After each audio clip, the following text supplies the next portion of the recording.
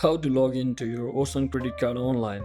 So hello guys, welcome back to my YouTube channel. In this quick tutorial I'll be discussing about how you can easily log into your Ocean credit card account online.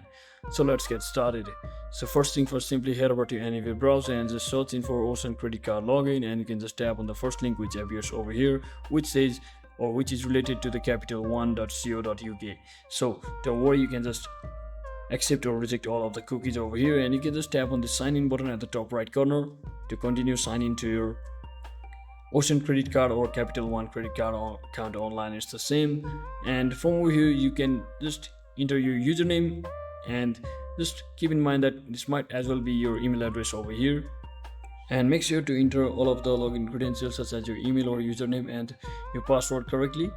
And once you do all of that, just click on sign in button, and if you ever forget your username or password, you can always follow this link provided right below the sign in button over here to successfully reset them as well.